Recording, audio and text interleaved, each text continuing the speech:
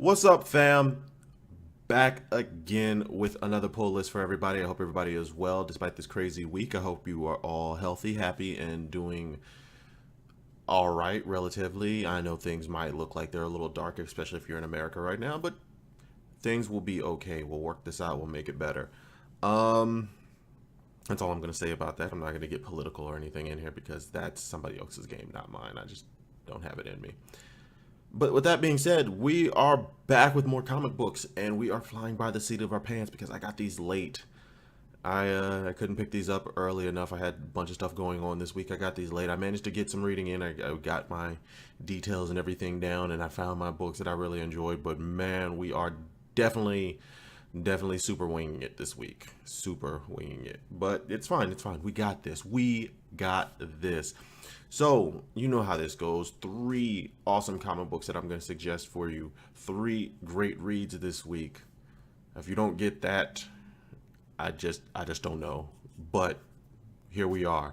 So let's get started. Let's start with my boy Jason Todd.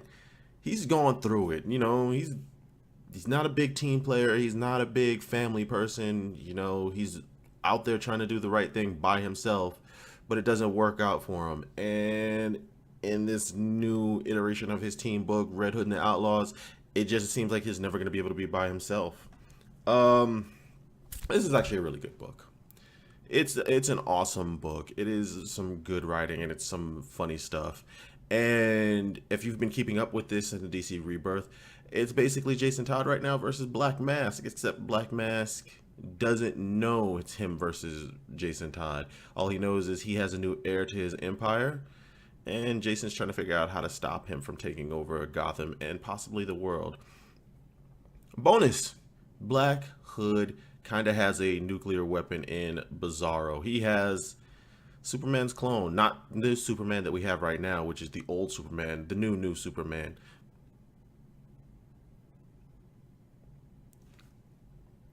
Whatever. He has Bizarro. And Bizarro is very childlike, super childlike. Compared to what he was before, this Bizarro is very infantile. This is Bizarro fresh out of the batch, fresh on the street, and it's not looking good for Jason unless he can get control of this big guy. And then you got Artemis, who's just like, who knows what her end goal is? You know what her end goal is, but you don't know how she's going to react or what she's going to do because she is so busy being aloof, trying to be a loner just like Jason Todd. Instead, she becomes part of the team. So, yeah. But this is good stuff. The ending of this issue leads into something huge for me, which I can't not wait to see because Black Mask has always been like, to me, he is one of Batman's bigger villains, but he hasn't been like a big villain for Batman until now, and he's not even Batman's villain right now. So it's interesting to see him take on somebody else.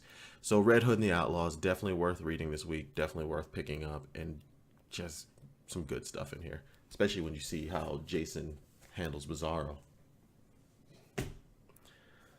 Um, I love Voltron. I love giant robots. I love mechas and all that. I just love it. It's always been something huge for me when I was a kid. First watching Robotech and then Transformers and then Voltron. So with Voltron Legendary Defender, it's really some awesome, awesome stuff. Issue four. Issue four focuses on one of my favorite characters, Pidge. And this version of Pidge, she is, that's right, I said she. This isn't like the 80s where it's a he. This version of Pidge is actually really cool. I enjoy this Pidge. She is cynical. She is very untrusting of people, but she is the brains, the smarts of this group, and she shows it off in this issue. This is her issue. This is her taking on a huge challenge and basically showing why she is smarter than everybody else and how she gets things done. If you like giant robots, if you like Voltron, how can you not like Voltron? Then you will enjoy this book. This was good stuff. This was very good stuff. I think the big standout on here is how they took the Voltron series that's on Netflix right now, which you need to go watch. You should go watch that. And they took these characters and they're giving them more life. They had a lot of life in the series. This issue, even though it's short, is really showing off like Pidge as a character and giving you a little more depth to her. So I definitely can recommend this one. Definitely say Voltron is worth it. Now, my number one. Hold on, I'm gonna pause real quick. Civil War is really pissing me off because they are constantly delayed. Civil War 2 is just constantly, I think, poorly written. There's a lot of stuff going on here that you don't need, and it's just like, why? So here we are with shades of 2015's Secret Wars, where it's delayed, but new books are coming out that are spoiling Secret War. I mean, it's not Secret Wars, but Civil War. So it's like, what do you do? Marvel, I need you to get your act together. But that's enough of that. Anyway, if you've been keeping up with Iron Man for the past year, you've known that we're going to get a new Iron Man. 2 Iron Men, in fact. One I'm already in love with, Dr. Doom. Victor Von Doom is a killer Iron Man right now. I really enjoy his stuff. And you have the other one, Riri Williams, the girl who hacked his information and put it out there and then said, hey, guess what I could do? I can make my own suit of Iron Man armor. And she does. So you get your new Invincible Iron Man #1 with Riri Williams. It says she's Ironheart. She hasn't introduced herself to the world as that yet. Right now, she's just Riri Williams trying to figure out what she's doing. And she has a lot of complaints because she doesn't have all the tech that Tony Stark has, but she is a genius. Little backstory for you for Riri.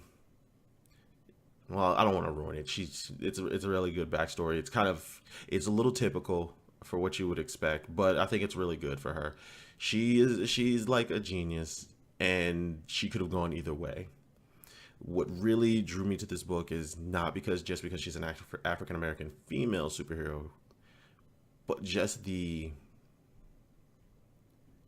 sheer youth from her and the simple fact that she goes constantly throughout this book that she's not there yet. She doesn't know. She is the complete opposite of Tony Stark.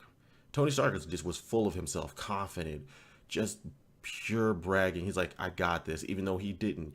Riri, on the other hand, is like, I don't got this. I don't know what to do, but I'm going to wing it and I'm going to make it work. And she's smart enough to do it. She's clever enough. The writing is perfect for her. So I can definitely say this is actually a really, really good book.